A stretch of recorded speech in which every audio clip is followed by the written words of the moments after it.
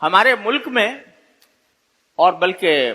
عالم اسلام کے بیشتر خطوں میں اس کو منایا جاتا ہے۔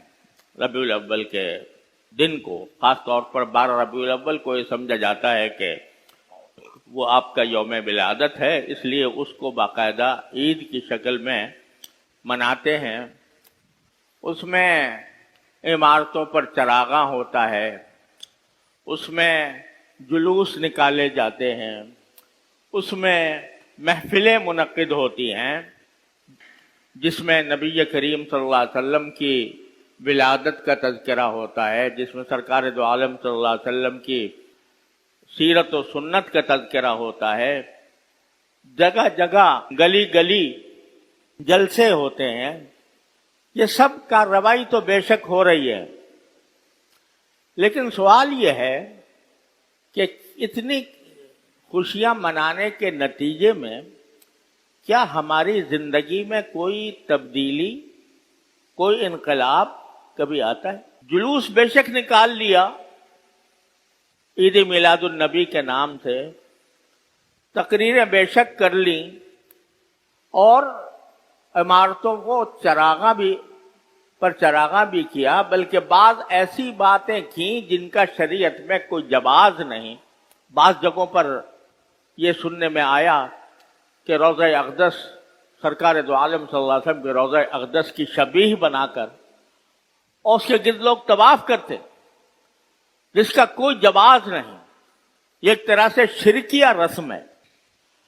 اور جس طرح چراغاں کرنے کے بعد اور روضہ اقدس کی شبیہ بنانے کے بعد جس طرح وہاں پر ایک طوفان برپا کیا جاتا ہے، نعروں کا طوفان برپا کیا جاتا ہے، شور شغب کا، موسیقی کے ساتھ نبی کریم صلی اللہ علیہ وسلم کی نعتیں پڑھی جاتی ہیں، موسیقی کے ساتھ، وہ موسیقی جس کو نبی کریم صلی اللہ علیہ وسلم نے ناجائز قرار دیا تھا، اس موسیقی کے ساتھ نعتیں پڑھی جا رہی ہیں۔ خواتین جن کی آواز کو سرکار دو عالم صلی اللہ علیہ وسلم کی ازواج مطہرات سے بھی یہ فرمایا گیا تھا کہ تم اپنی آوازیں پست رکھا کرو، اور جن کے بارے میں بعض فقہاء کرام کا بلکہ ایک اکثریت کا یہ موقف ہے کہ عورت کی آواز بھی عورت ہے، یعنی آواز کو سننا غیر محرموں کے لیے لذت لینے کے لیے حرام ہے، لیکن وہ نعتیں پڑھ رہی ہیں اور نعتیں پڑھ کر اس کو پھیلایا جا رہا ہے، لوگ اس کو شوق اور رغبت کے ساتھ سن رہے ہیں۔ یہ سارے وہ کام ہیں جن کو نبی کریم صلی اللہ علیہ وسلم نے منع فرمایا تھا۔ اور اس سارے ہنگامے میں یہ سوچنے والا کوئی ہے کہ نہیں کہ سرکار دو عالم صلی اللہ علیہ وسلم کی کچھ تعلیمات تھیں، آپ کی کچھ سنتیں تھیں، اور آپ اس دنیا میں اس کام کے لیے نہیں آئے تھے کہ آپ کے نام پر میلے لگائے جائیں۔ آپ نے یہ فرمایا تھا کہ لا تتخذوا قبری عیداً، کہ میری قبر کو بھی عید نہ بنانا، میلہ نہ بنانا کہ وہاں پر میلہ لگاؤ۔ میلوں کو آپ نے منع فرمایا تھا، لیکن آپ کا جو اصل مقصد تھا وہ دنیا کو، انسانیت کو ایک صحیح اور اللہ تعالیٰ کے رضا کے مطابق زندگی گزارنے کی دعوت تھی۔ وہ دعوت کہاں گئی؟ وہ ان میلوں ٹھولوں میں کہاں گم ہو گئی؟ کتنے لوگ ہیں جو اس ربیع الاول کے مہینے میں یہ سوچتے ہوں کہ بھئی ربیع الاول کا مہینہ تو آیا ہے، لیکن جس ذات کی ولادت کی بنا پر ہم خوشیاں منا رہے ہیں، اس ذات کی تعلیمات میں سے کون سی تعلیم ایسی ہے جس پر عمل کر رہے، کون سی پر عمل نہیں کر رہے؟ اور اگر نہیں کر رہے تو کم از کم اس مہینے کے اندر یہ جائزہ لے کر اپنی اصلاح کی فکر کر لیں۔ سرکار دو عالم صلی اللہ علیہ وسلم کو اللہ تبارک و تعالیٰ نے، اگر آپ کو اپنی تعریف مطلوب ہوتی اور آپ اپنا اقتدار چاہتے ہوتے تو آپ کو تو یہ پیشکش کی گئی تھی عرب کے قریش کی طرف سے، اور یہ کہا گیا تھا کہ اگر آپ دولت چاہتے ہیں تو ہم ساری دولت آپ کے قدموں میں ڈھیر کرنے کو تیار ہیں، اگر آپ کو اقتدار چاہیے تو ہم اپنا سردار آپ کو بنانے کو تیار ہیں، اگر آپ کو حسن و جمال چاہیے تو ہم عرب کا منتخب حسن و جمال آپ کی خدمت میں پیش کرنے کو تیار ہیں،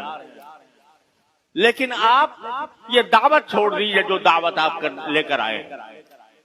سرکار دو عالم صلی اللہ علیہ وسلم نے جواب میں فرمایا کہ اگر تم میرے ایک ہاتھ میں آفتاب اور ایک ہاتھ میں چاند رکھ دو تب بھی میں اپنی اس دعوت کو چھوڑنے والا نہیں ہوں۔ آپ اس لیے نہیں آئے تھے کہ آپ کے قصیدے پڑھے جائیں، آپ اس لیے نہیں آئے تھے کہ آپ دنیا سے اپنی تعریف کرائیں، آپ اس لیے تشریف لائے تھے کہ دنیا کو غلط عقیدوں سے نجات دلائیں، آپ اس لیے تشریف لائے تھے کہ دنیا کو غلط طرز عمل سے نجات دلائیں،